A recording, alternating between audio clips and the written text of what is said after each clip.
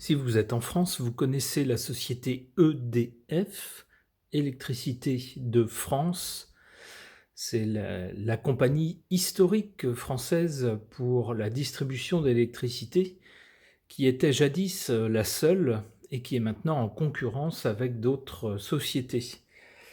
Pour l'exercice qui s'est clos en du mois de décembre, cette société a connu des pertes historiques alors qu'elle c'était jadis un fleuron industriel français. Alors qu'est-ce que les cartes peuvent dire à ce sujet? Alors que certains accusent des mesures venues des instances européennes d'être à l'origine des déboires de cette société, et derrière l'Union européenne, d'autres personnes accusent nos voisins d'outre-Rhin d'être à la manœuvre. Est-ce vrai? Est-ce faux? Et quel est l'avenir de EDF? Je pose la question carte, j'interroge le tarot de Marseille.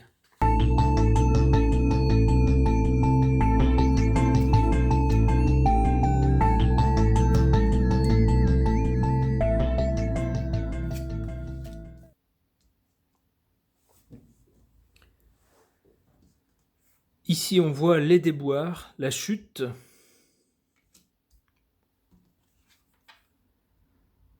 Au centre, on voit quelqu'un de très puissant qui porte un blason avec un aigle sur ce blason. Alors, il peut s'agir de notre lumière céleste ici en France, de l'homme le plus puissant du pays, politiquement parlant. Il peut s'agir également de personnes puissantes dans d'autres institutions. De ce côté-là, on nous montre le monde. Le monde, c'est souvent des choses qui sont situées en dehors des frontières nationales. Donc on a bien ici une influence extérieure.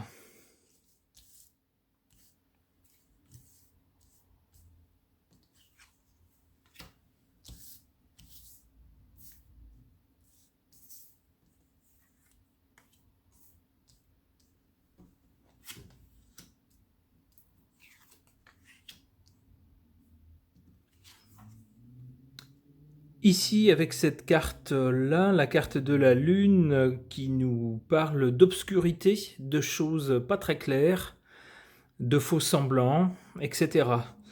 Eh bien, il semble que dans la chute d'EDF, comme raison à ces pertes abyssales, tout ne soit pas très clair.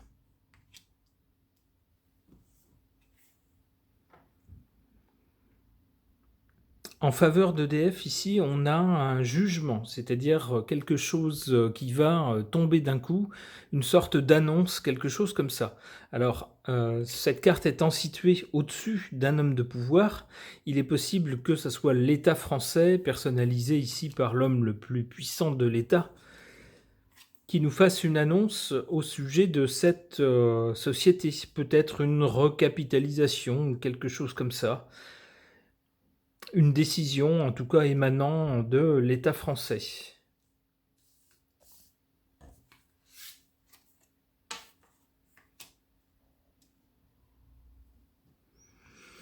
Du côté de l'international, si j'ose dire, alors je dirais plutôt de l'Europe, étant donné l'environnement et puis le schéma énergétique, où les pays européens sont plus ou moins connectés les uns aux autres, avec des règles de fonctionnement également pour la production et la distribution d'électricité dans les pays européens qui sont désormais décidées à Bruxelles.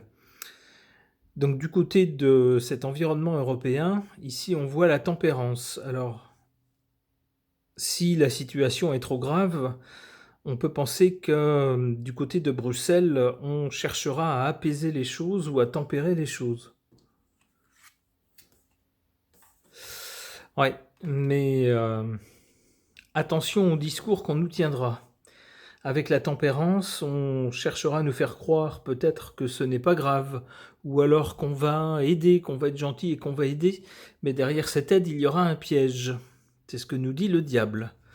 La tempérance, donc le discours lénifiant, cachera de mauvaises intentions et des idées derrière la tête, des idées pour aliéner cette société EDF, pour la mettre sous contrôle par exemple, ou pour en tirer de l'argent.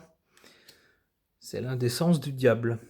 Allez, une dernière carte, en espérant qu'elle sera meilleure. Aïe! Bah non, pas du tout. Avec le pendu, il y a des choses qui risquent d'être mises sur pause. Alors, qui, quoi?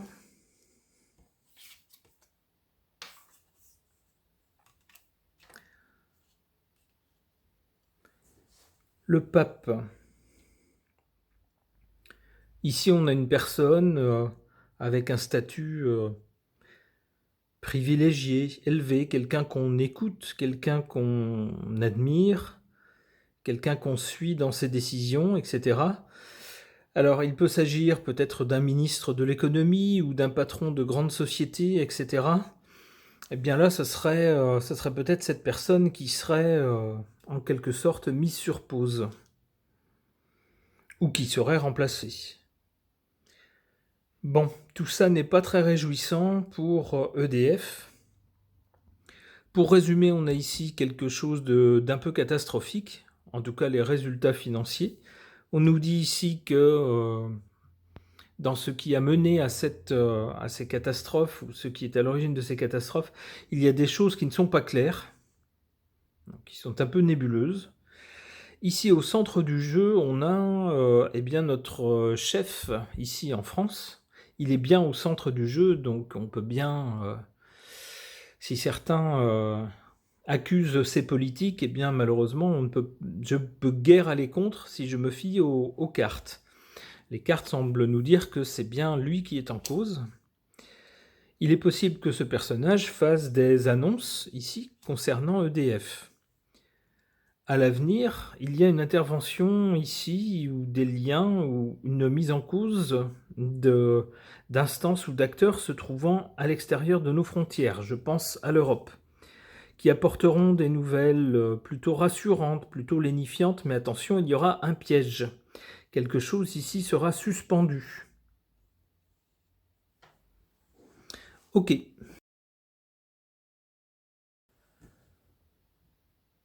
Je pose la question à l'oracle Polynésia au sujet d'EDF. Qu'est-ce que ce jeu peut me dire de la situation d'EDF, Électricité de France, au regard de ses mauvais résultats récents?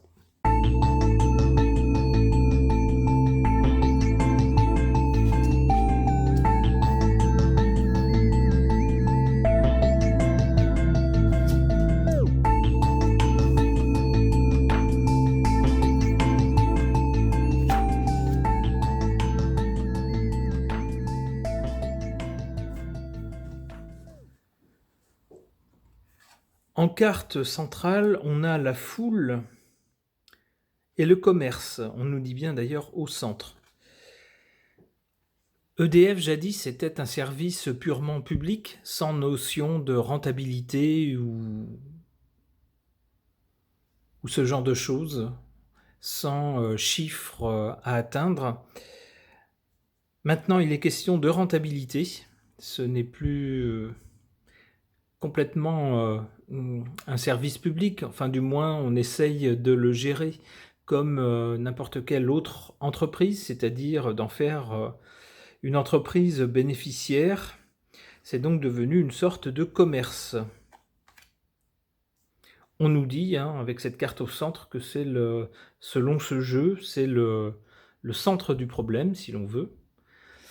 Effectivement, quand on nous parle de résultats très déficitaires, eh bien, c'est qu'on juge cette entité comme une société. Si on la juge comme une société, c'est qu'il s'agit bien d'un commerce. Ici, sur l'origine, on nous parle de peur, de crainte et de surveillance. Alors, surveillance, oui, parce que avec l'environnement européen On ne peut pas faire n'importe quoi, même s'il s'agit de distribution d'électricité. Il y a certaines règles à respecter. Ici, il y a, on nous dit, des peurs et des craintes, alors au moins de 2 ordres. Le premier ordre, c'est eh bien, de ne pas respecter certains critères de fonctionnement décidés par Bruxelles, auquel cas le pays a droit à des amendes, ou auquel cas la société en question a droit à des amendes. Il y a aussi eu des peurs et des craintes quant à une possible rupture de l'approvisionnement en électricité.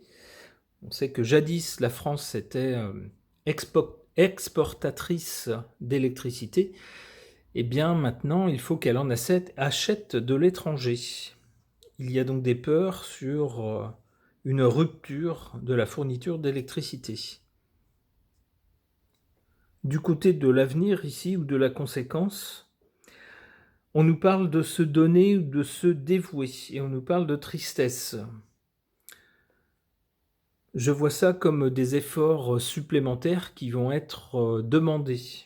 Alors, des efforts de quel ordre? Mystère, mais on peut bien imaginer que ce sera probablement quelque chose de financier, puisque le problème concerne les finances.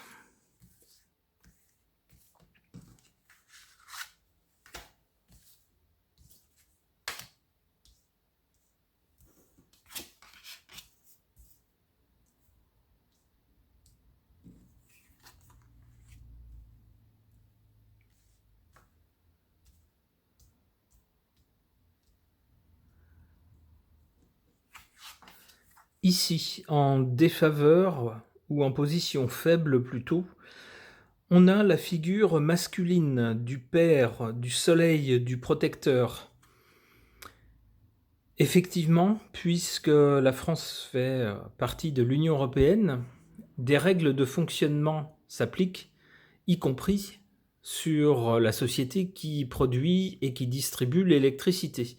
L'État français ne peut plus se poser en père protecteur pour reprendre les choses en main à sa guise si jamais les résultats sont décevants ou même sont inquiétants.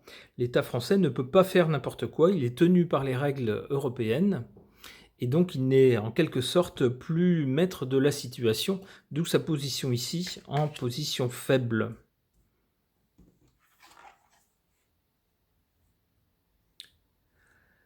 Ici, en position forte, à l'inverse, on a un avertissement. L'avertissement de la fin de quelque chose qui arrive à sa fin ou qui est menacé d'une fin et qui devrait être abandonné. Alors, peut-être s'agit-il de la gestion de la distribution d'électricité qui est menacée. Toute l'organisation de la distribution de l'électricité en France ou de sa gestion. Ici, on voit qu'on reçoit un avertissement. C'est la carte forte. Alors, pourquoi est-ce qu'elle est en position forte? Eh bien, parce que ici, avec ces mauvais résultats, c'est vraiment une épée de Damoclès au-dessus de cette société. Et ce qui est menacé, bien sûr, si on ne parvient pas à trouver de solution, c'est que d'autres forces que l'administration française prennent les choses en main.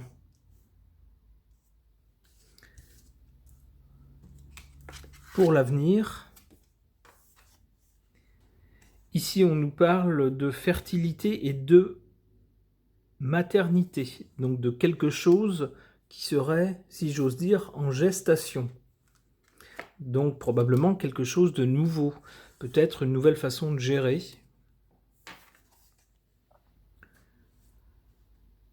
On a ici la carte de la guérison, de la santé et de la protection. D'accord. Donc ce qui serait en gestation, ça serait a priori une sorte de plan pour aller vers une gestion à nouveau saine de EDF. Allez, une dernière carte. Ici, on nous parle de travail, de courage, de dur labeur. Encore une fois, on a l'impression que le retour à une gestion à peu près dans les clous, qui évite les déficits tels qu'on nous les a annoncés récemment, nécessitera beaucoup de travail. Et on a l'impression que ce n'est pas la fin des efforts, au contraire que ce n'est que le début des efforts. Ok.